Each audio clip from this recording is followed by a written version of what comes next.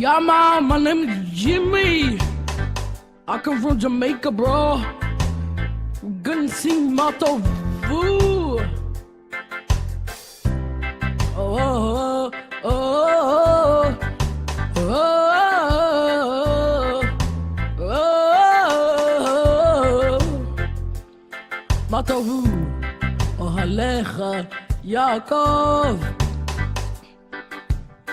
משכנותיך ישראל, מה טובו אוהליך יעקב.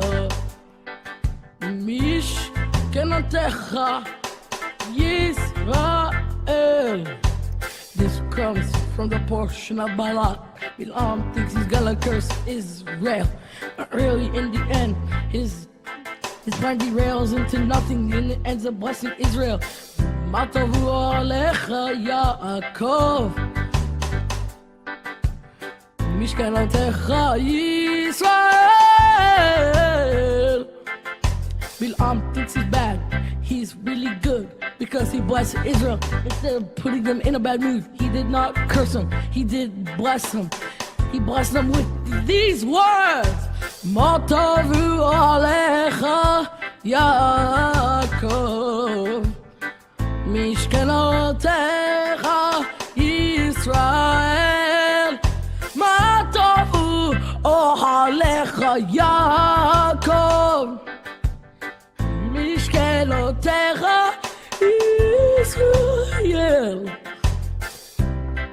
Yo, Bilam did not curse Israel, he ended up blessing them with the following words. Matavu ohalecha Yaakov, Mishkenotecha Yisrael. He talked to a donkey, beat it up. He beat it up, but the donkey still loved him a lot and it taught him a lot. But he ended up being bad. He never turned a new leaf. He ended up being a villain forever and ever and ever. Matavu alecha Yaakov, Mishkenotecha Yisrael. Matavu alecha Yaakov, Mishkenotecha Yisrael. Everybody listen, gather around. Matavu alecha Yaakov, Mishkenotecha Israel. Listen to those words. Research them. The translation in English. They are good. Good words Bilam spoke, but he meant to curse Israel. He ended up blessing them instead. The donkey helped a lot, but he still ended up being bad. Matavu alecha Yaakov, Mishkenotecha Yisrael. Matavu ohalecha Yaakov, Mishkenotecha Yisrael. Matavu ohalecha Matavu ohalecha Yaakov, Mishkenotecha Israel.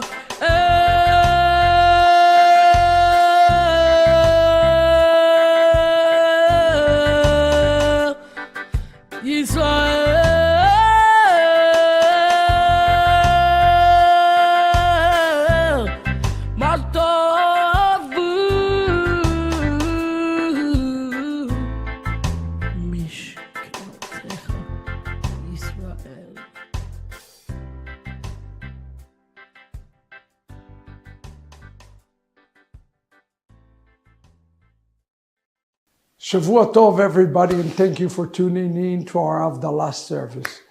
You know what? I changed my mind. I was planning to be speaking this evening to you, but Moreh Jaxon Edwards have an explosive word, and I want to give him the opportunity to teach you tonight. So he's going to be teaching tonight a very important message that I hope everybody will receive.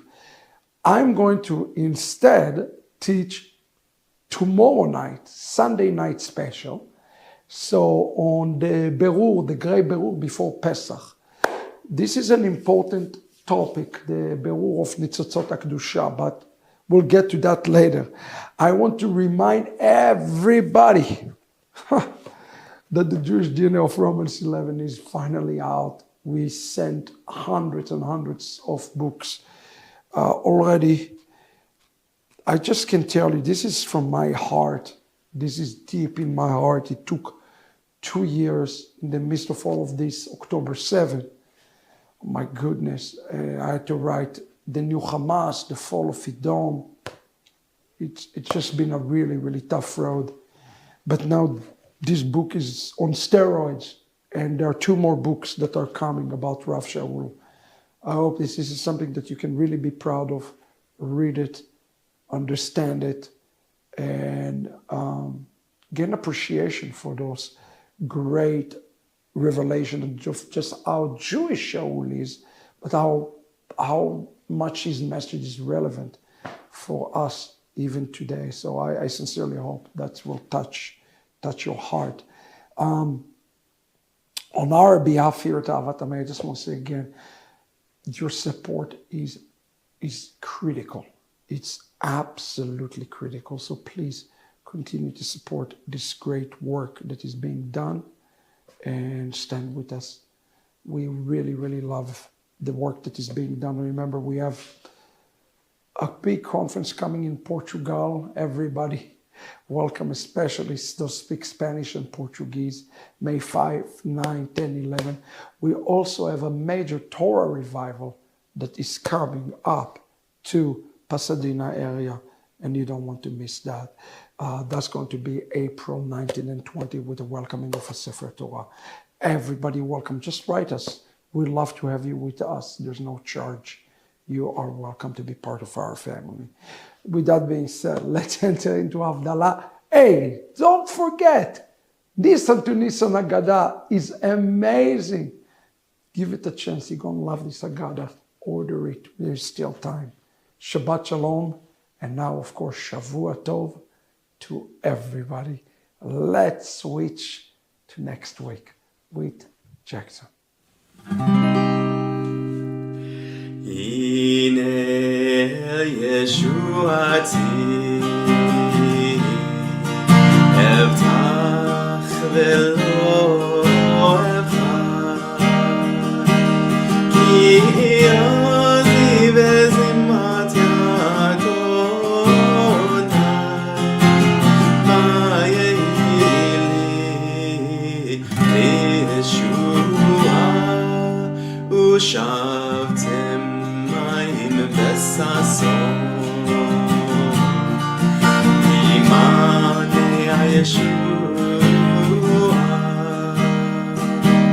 L'Adonai Yeshua Alamecha B'chatecha Zela Adonai Tzevaot Imanu Lanu Elohei HaKosela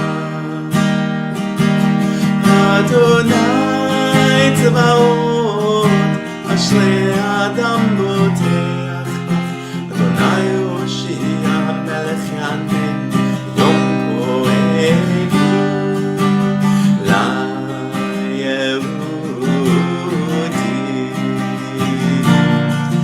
Hayatah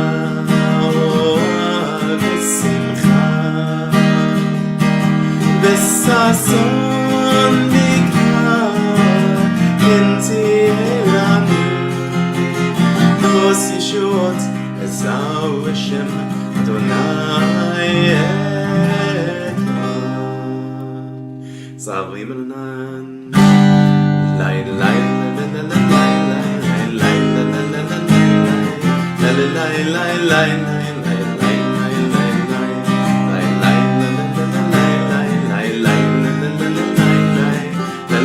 Lai Lai Lai Lai Baruch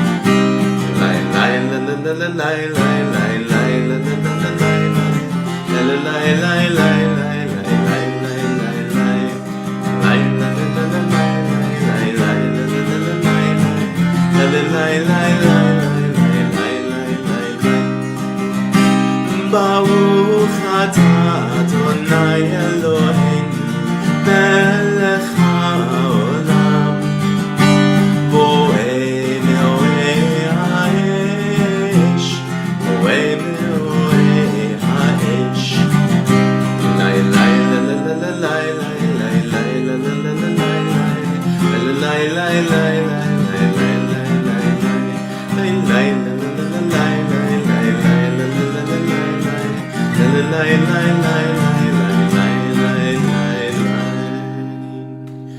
Baruch atah Adonai Eloheinu melech haolam המבדיל בין קודש לחול המבדיל בין קודש לחול בין אור לחושך בין אור לחושך בין ישראל לעמים בין יום השביעי לששת ימי המעשה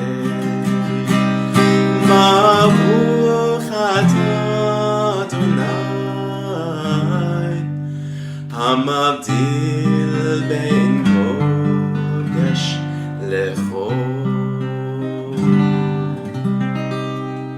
L'chaim and Shavuot Tov, everyone. And we're singing Shavuot Tov as well as Eliyahu Hanavi. Eliyahu, of course, right behind Eliyahu at the door at Pesach. We expect Mashiach ben David, Yeshua ben David. Shavua Tov, Shavua Tov, Shavua Tov, Shavua Tov, Shavua Tov, Shavua Tov, Shavua Tov, Shavua Tov.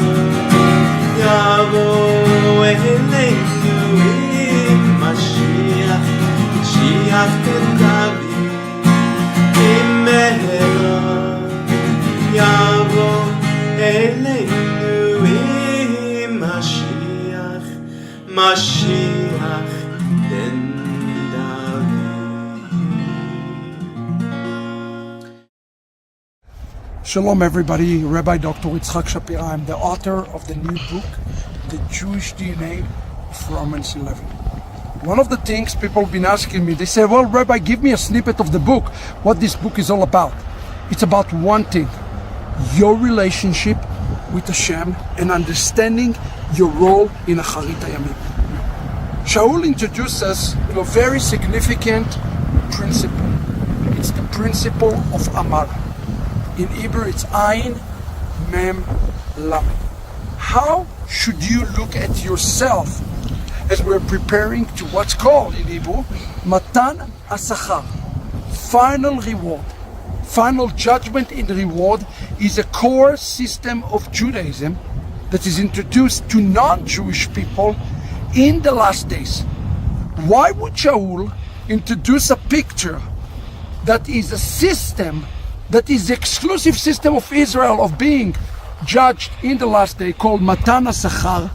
Why would he introduce it to Gentiles? This is part of the mystery that we are going to be uncovering together. You see, in the book of Romans, the second chapter, it is Shaul himself who introduced the Gentiles, the new converts, into this system called Matan HaSachar. Why is he doing it? Well, friends, that is part of the mystery that we are going to be uncovering together. I encourage you today to go and learn what is Amal, what is Matan HaSachar, what is Sachar ve'onesh, and what is the Jewish, underlying Jewish message beyond Shaul words to those brand new converts. I hope that you will pick up the Jewish DNA of Romans 11 as we are going to go through an amazing journey to the Jewishness of the New Testament. God bless you.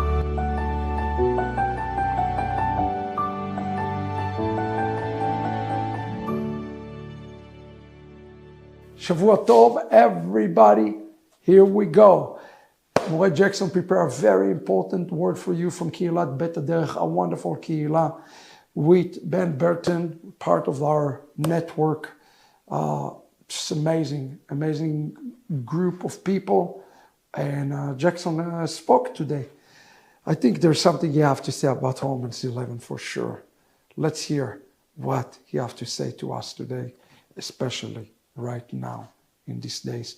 I'll see you tomorrow, 7 p.m. Don't miss it. Shabbat Shalom, everyone. Just by a show of hands, who all got to make it out to our big international conference 2 weeks ago in Orlando? I know like a bunch of the kids are now out there, and I know a bunch of them got to go. It was just an awesome time, amazing experience, and what Ben just mentioned about the second generation, we really got to see even maybe some of the third generation, second and third generation being able to connect globally throughout America, but also globally. And being able to have some time for the kids they had a workshop on Palestinian and Israeli conflict, on Hamas. They got to go out bowling one night, and the kids came back, I think, just really rejuvenated and reassured that there was other people in the world that are like them that are also their age. Because that can be a big problem. Like, we're so isolated, and especially growing up as children, you're like, is there anybody else like me? Like, when I get old enough, who am I going to marry? And so these conferences are so important because it's not just we're coming together to thank you. It's not just that we're coming together to absorb teachings and be around each other, but it's also to have the next generation connect, and then we make those connections, and then B'ezrat Hashem, there will be marriages, and the cycle continues. And like Mr. Ben mentioned, we're looking to usher in the redemption, the full redemption in our generation. And so we want to hasten that. And what's cool is this conference was based all around Rav Shaul, and specifically Romans 11. Rabbi Shapira finished his first volume of the series, the Jewish DNA according to of Romans 11. And what's really cool, and I was remembering this, is this book was announced at Beit Haderech for the very first time. Almost 2 years ago in Shavuot when we were all here. It was the big announcement because he had just come back from Spain, and in Spain there was a big thing that happened. One of the churches that hosted us, I wasn't there personally, but us being Avat Ami, one of the churches that hosted Avat Ami, like the pastor all of a sudden did a 180 halfway through the Shabbat and Sunday conference, and he got up and basically said, don't listen to this guy, we agree with replacement theology, the church is the new Israel, etc., which all flies in the face of Romans 11. And so Rabbi Shapira said, I need to write a book on this. So it was supposed to be released within a few months of Shavuot 2 years ago. And we all know, October 7th, 2023, everything got derailed. Our focus as a ministry went completely to Israel, completely to the war effort and being able to educate people about Amalek, about Hamas, about the reality of October 7th, the reality of living in Israel in the last year and a half.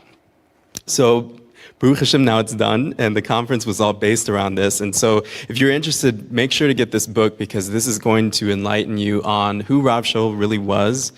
He was way ahead of his time. He was like a Hasidic rabbi way in the before Hasidic Judaism was really even a thing. Those who got to go to the conference probably came away with a renewed understanding of Rav Shaul. Those who got to live stream, I'm sure. But make sure to get this book. This is it's cool because this book was first announced here at Beit Derech, and I think there's a special connection there.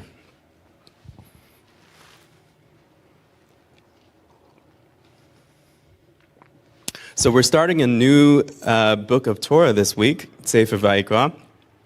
It's a little too easy to get lost in the mud right now, because we're coming up on Pesach, just a week away. Everyone's so busy. Like Vin said, I'm sure everyone's houses are clean, right? This is like probably the busiest week of the whole year on the Jewish calendar that we're coming up upon. And we're also starting a new book of Torah. So the reason I say it's easy to get lost in the mud or stuck in the mud is because we're exiting like this, the whole book of Exodus with the incredible miracles, and then you have this tapering off to where we're talking about the details of the tabernacle, and people are starting to get bored and we're yawning, and then we get to Leviticus and the whole book of the details of the tabernacle service. We call it Torah Kohanim. It's the Torah of the Kohanim. And we're also coming up on the busyness of Pesach. It's easy to kind of like, okay, in our weekly Torah reading, we just kind of shut that off because it doesn't seem like it's that important for today. And it's really important to what Mr. Ben mentioned. This comes from Vayikra Rabbah, from the Midrash on Leviticus. Let the pure come and occupy themselves with the pure. And that's the answer to the question, why do we start children at Sefer Vayikra? Why don't we start them at Bereshit? Why don't we start them somewhere else in the Torah? Why specifically this central book that's all about sacrifices and Torah to Kohanim, the role of the high priest? Why do we start them here? The answer is, let the pure come and occupy themselves with the pure being children, and then the other pure being specifically the book of Leviticus. And that's really important because we're like, okay, there's something more going on here. It's not simply rules and regulations that don't apply to us because maybe we're not Kohanim. Even if you are a Kohen, how much of it can you actually do right now? Pretty much none of it, because the temple's not standing. There's more than meets the surface here. We don't want to get stuck in the mud. So we've opened a new book of Torah, the book of Leviticus, which is known as Torah Kohanim. Even though not all of Leviticus is explicitly to do with the priests only, it's still called Torah Kohanim. So we have an even clearer understanding when we realize the Hebrew root, Kadash, which is Kuf Dalet Shin, which means holy or set apart, separated, is used in this book constantly and far more than any other book of Torah. This idea of holiness is repeated over and over and over again, every single chapter of Leviticus, way more times than the entire rest of the Torah. Holiness, it's the book of holiness. Vayikra is essentially that book of holiness, the book that sets the bar for Israel on the standards of the holiness of the entire nation. So I mentioned this a little bit earlier as well. So thus far in the Torah cycle, we've been redeemed from Egypt. We received the Torah. We received specific instruction of the Mishkan, the tabernacle. And at the end of Exodus, we saw all those instructions completed under the supervision of Moshe. That was like the last 2 weeks, Parshiot, finishing the book of Exodus. The other theme that we have in this book is the activation of the Mishkan and the temple service, the installation of Aaron and his sons into the sanctified and holy role that God chose them for. And I would say this is kind of a metaphor for, okay, we're building a car. The last half of the book of Exodus, we're building this vehicle. The Mishkan is a vehicle for being able to draw near to Hashem. Hashem says, this is the way that you will draw near to me. And we're assembling this thing. We're assembling this, say it's a car, or say it's a supercomputer. The assembly process takes a long time. It's very minute in detail. It's very clear and precise the way everything's done. And finally, Moshe oversees the completion. Now we got to start the engine. How do we do that? The key is the Kohen Mashiach. We're going to talk about that for a minute. Kohen Mashiach. Or if it's a supercomputer, we got to plug it into the wall and make sure it works. This installation of the Kohanim, which is called Miluim in Hebrew, this is later on in the book of Leviticus, the Miluim, which is the inauguration or the installation or the activation of the priesthood, becomes the key that ignites the engine to the vehicle that we know as the Mishkan. Or it's the pushing the button of the supercomputer to turn it on. That's what causes the computer to actually run, is the Kohanim. It's Aaron and his sons. And specifically, we're going to talk about how it's Kohen HaMashiach. So Leviticus 4:3, and also multiple times in this chapter, Aaron and every high priest is called Kohen HaMashiach, the anointed Kohen. This is the very first time Mashiach appears in the entire Torah, and it is applied firstly to Aaron. Essentially, Aaron cannot step into his role as representative of all the house of Israel before Hashem, as Hashem's Messiah, unless all of Israel makes the necessary preparations as outlined in the last half of the book of Exodus. So the vehicle is still important. But what's even more important is that the vehicle works. Like, you can have a car, but if it doesn't run, if the engine is removed from the car, what's the point of the vehicle? Yet the vehicle itself and all the details of the vehicle is very important as well. And we dealt with that the last 4 or 5 weeks in the book of Exodus. But now we're coming to the spark that ignites the flame that makes the engine turn.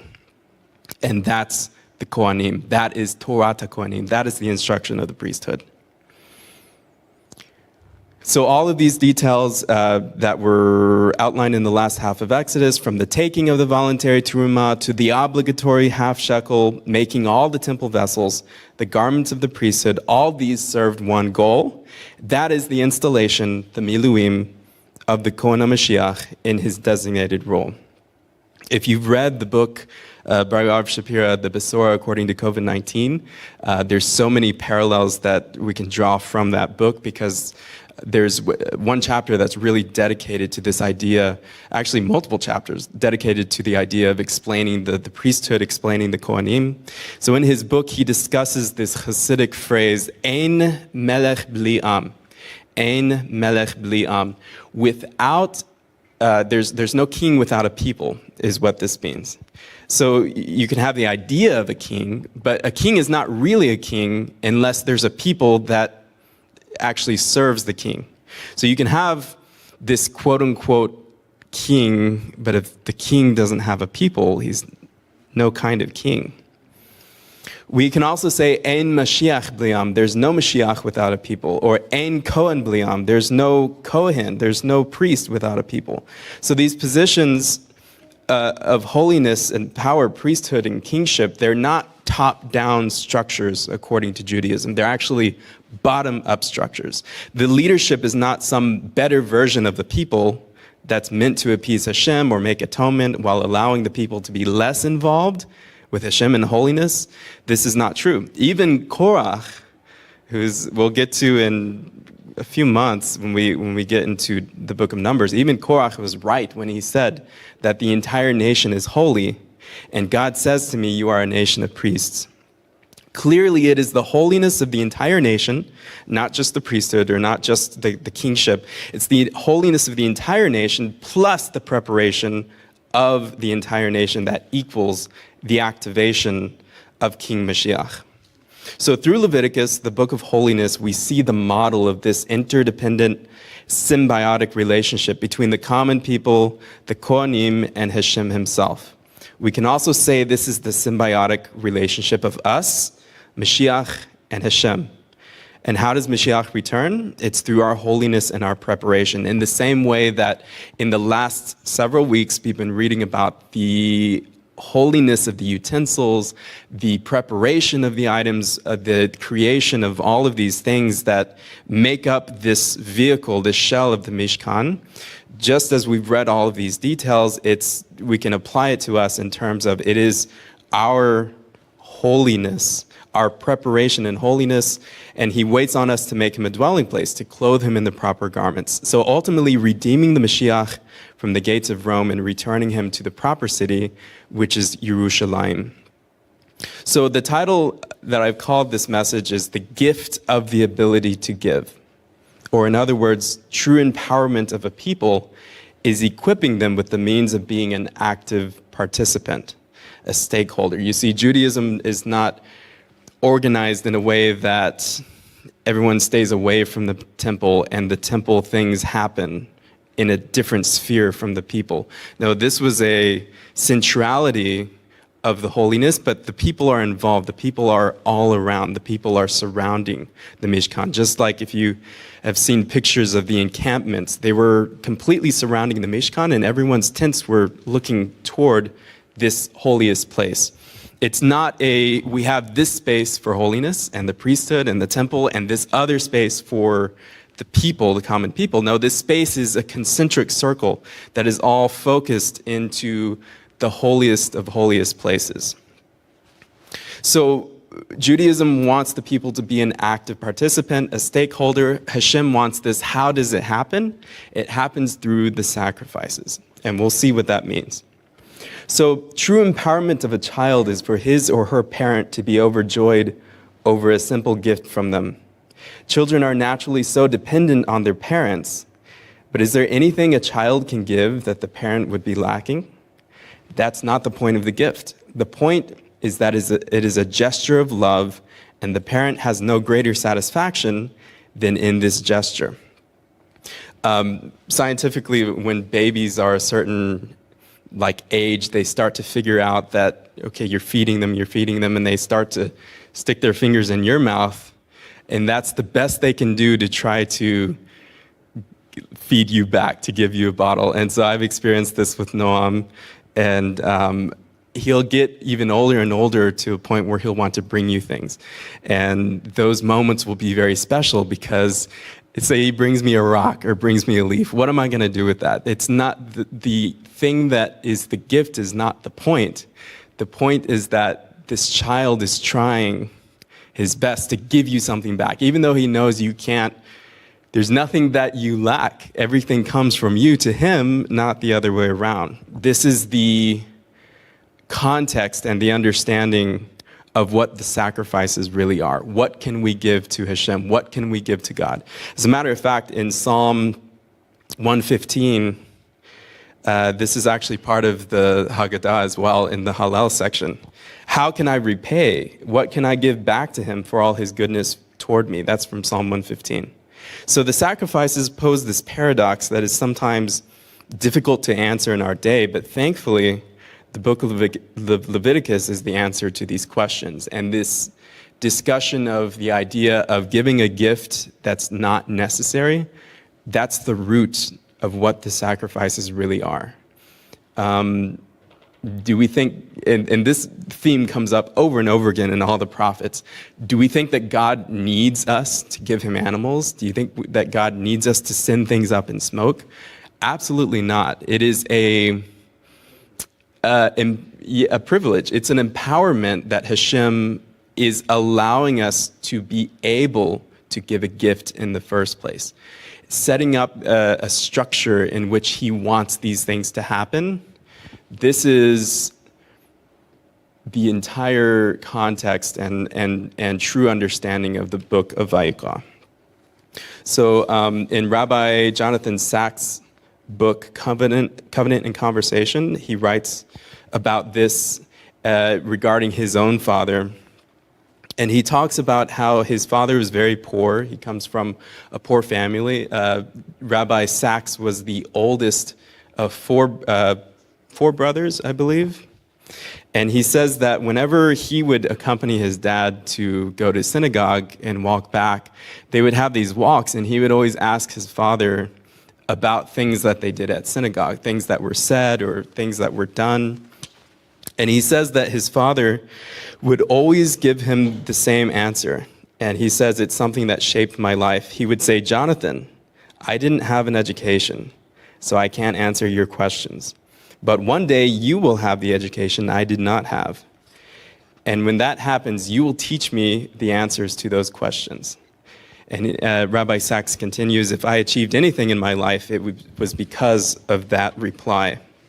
He says, "What my late father showed me was that there was a way out of this idea of an Oedipus complex." So he talks about how Sigmund Freud, who by the way is Jewish, came up with this idea that for a son to make space for himself, somehow he has this thing in the back of his mind that he needs to displace his father. And he says that there's this hidden tension, even a murderous hostility between the generations. And this is Rabbi Sachs' words. "Freud was one of the great minds of the 20th century, but even when a great mind is wrong, it sheds more light than 100 lesser intellects that get it right." So he says, what my late father showed me is there is a way out of this tension. But it needs exceptional humility on the part of the parent. What my father gave me was the opportunity to give back to him. This is very rare. Children know how dependent they are on their parents. They know that when they give parents a present, it's usually only a token gesture. It's a supremely risky move on the part of parents to genuinely empower a child to give them something of real worth. It is the ultimate act of humility, and it confers on the child a dignity and self-worth like no other.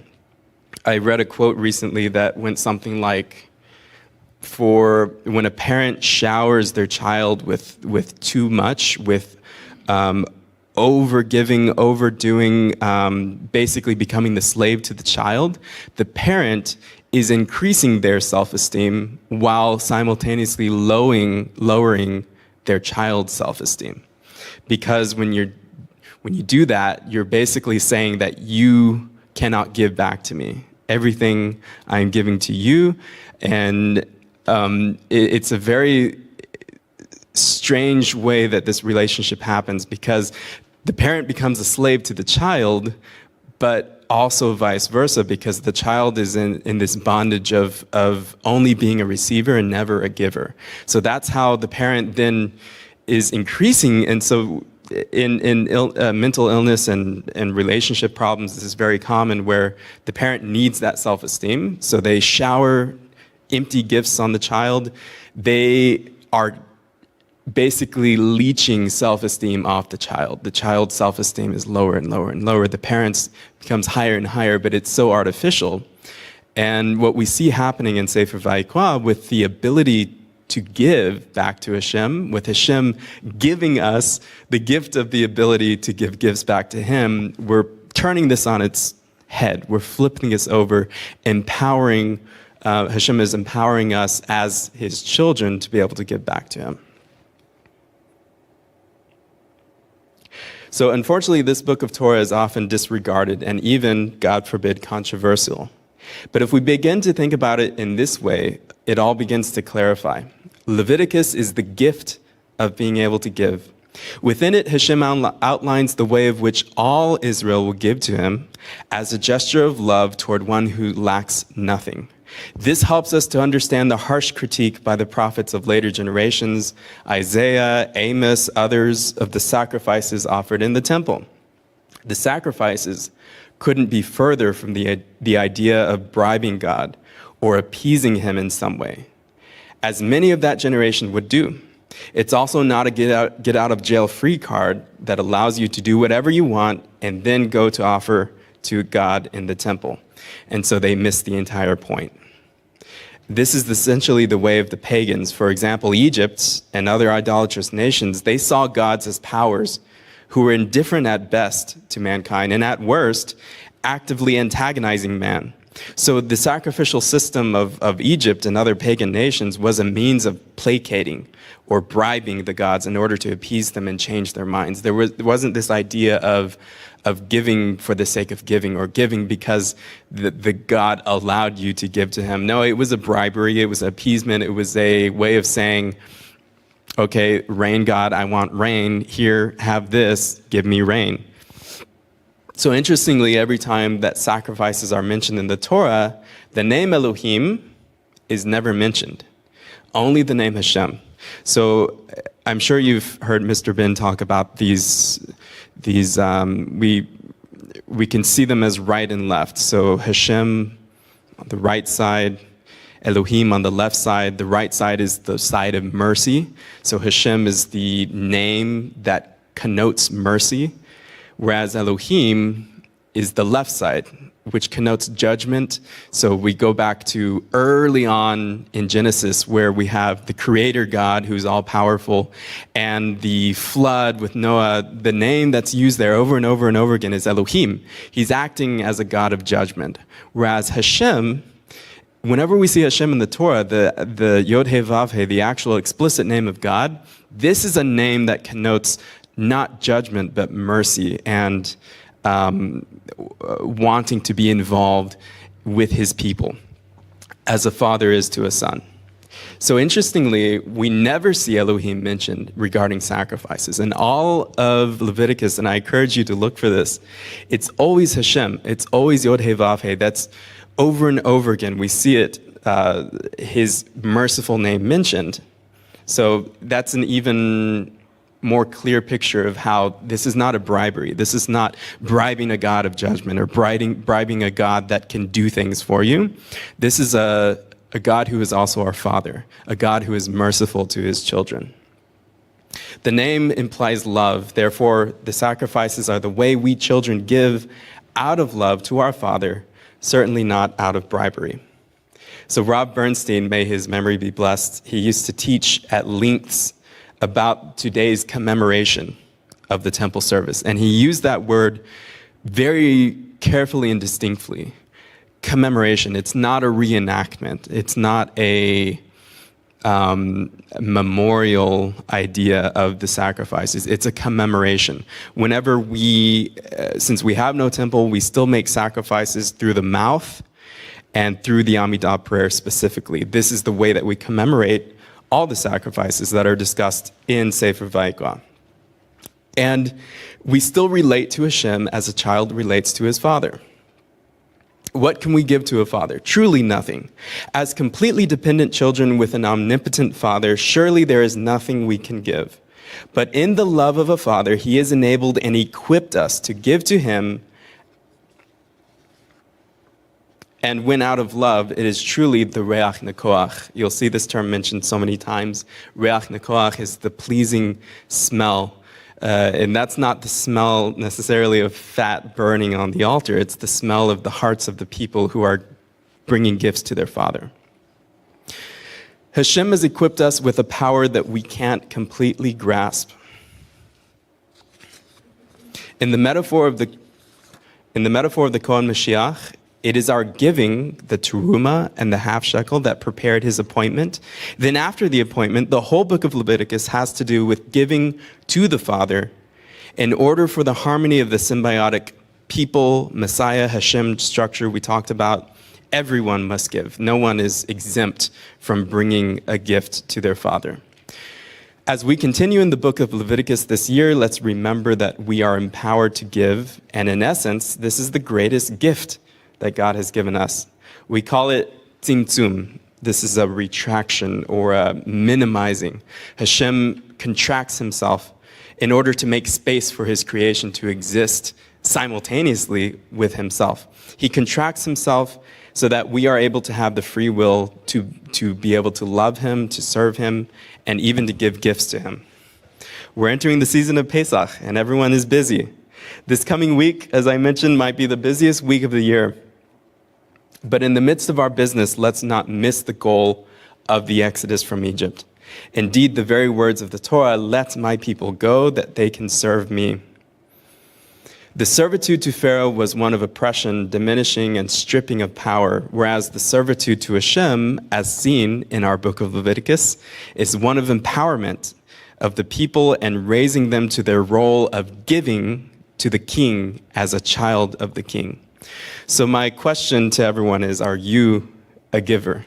Are you daily making sacrifices to Hashem, fulfilling the empowerment that is given to you after leaving Egypt? If not, then the Exodus was pointless. So let's step into our role of empowerment through our giving of sacrifices today, whether it be prayer, mitzvot, service to Hashem, service to others. We indeed hasten the return of the Kohen Mashiach, of the Mashiach that will usher the full redemption. May it be so in our days. Shabbat Shalom. Shalom everybody, Rabbi Dr. Yitzhak Shapira, and I'm the author of the brand new book, The Jewish DNA of Romans 11. Many of you have been asking me, what is this book all about? This book is just the very first volume of 3 serious books, a trilogy about Rav Shaul. Allow me to take a moment and explain to you how it's broken. In the very first book, we are going to give Rav Shaul a brain surgery. We are going to get inside his brain, dissect it, and look at how we understand Judaism. Let me explain to you why this is important. Many people ask me all the time the question, Rabbi, what's your stand on the oral Torah? What is your view on the Midrash? What is your view of the New Testament? Rather than give you my view, I'm going to give you Shaul's view. And we're going to look at what Shaul said specifically on the Gentiles, because he preached at Gentiles 68 times. And we'll understand why he's obsessed with them. We introduce ourselves to concepts that are hidden inside the New Testament, that are in mind and the thoughts of every Jew during the first century, related to the topic of Geulah. Geulah is not the same as salvation, but Geulah is redemption, meaning it's a corporate. Teshua is dealing with personal salvation, where Geulah dealing with a corporate salvation.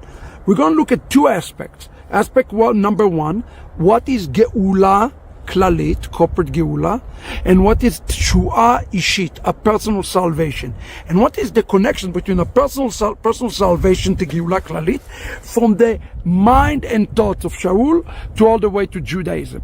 And then on top of that, we are going to be looking specifically at the grand finale, which is the Geulah Klalit, where Shaul get his ideas from.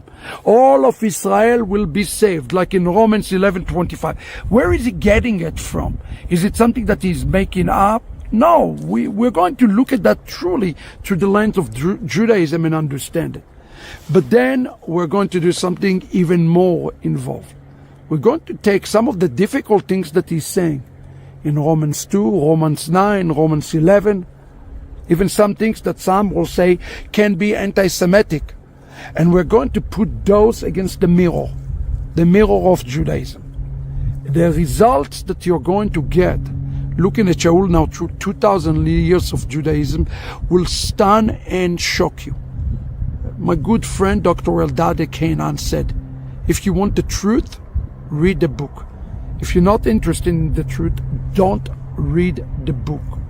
If you really want to know the truth about Shaul 2,000 years later, that's the opportunity that you have to know the truth. But the truth have to start with Judaism. And yes, oral Torah, yes, rabbinic, he was all of those things.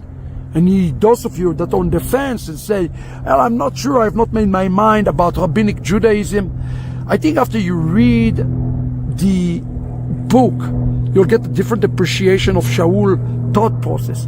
And you probably said, wait, but he dispersed himself from Judaism. He went away from Judaism. Well, that's not the case, friends. Maybe he brought a great chidush to rabbinic Judaism. And we're going to understand why. This, friend, is a book that I wish I wrote 2,000 years ago. Let's understand what is Geulah Klalit, תשועה פרטית, when we look at מתן השכר, שכר ועונש, and all those incredible rabbinic principles in these last days. I urge you, understand Shaul in אחרית הימים, understand him in the proper Jewish concept. Let us restore him back to his Jewish context. God bless you, everybody. Shalom. Yeah, man, my name is Jimmy. I come from Jamaica, bro. Gonna sing Mato Vu. Oh, oh, oh, oh, oh, oh. Mato Vu. Oh, Alecha, Yaakov. בשכנותיך ישראל, מה טובו אוהליך יעקב. משכנותיך ישראל. This comes from the portion of Balak. Bilam thinks he's gonna curse Israel, but really in the end his plan derails into nothing and it ends up blessing Israel. Matavu alecha Yaakov, Mishkanotecha Yisrael. Bilam thinks he's bad, he's really good because he blessed Israel instead of putting them in a bad mood. He did not curse them, he did bless them. He blessed them with these words. Matavu alecha Yaakov, Mishkenotecha Yisrael. Matavu alecha Yaakov, Mishkenotecha Yisrael.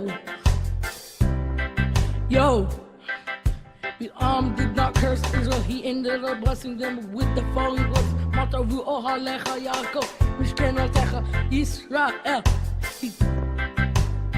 He talked to a donkey, beat it up. He beat it up. But the donkey still loved him a lot and told him a lot. But he ended up being bad. He never turned a new leaf. He ended up being a villain forever and ever and ever. Matavu alecha Yaakov, Mishkenotecha Yisrael. Matavu alecha Yaakov, Mishkenotecha Yisrael. Everybody listen, gather around. Matavu alecha Yaakov, Mishkenotecha Israel. Listen to those words. Research them. The translation in English. They are good. Good words Bilam spoke, but he meant to curse Israel. He ended up blessing them instead. The donkey helped a lot, but he still ended up being bad. Matavu alecha Yaakov, Mishkenotecha Yisrael. Matavu ohalecha Yaakov, Mishkenotecha Yisrael. Matavu ohalecha Matavu ohalecha Yaakov, Mishkenotecha Israel.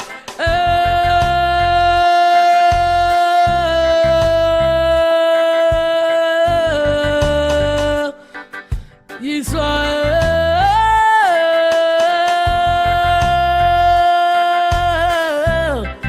Matavu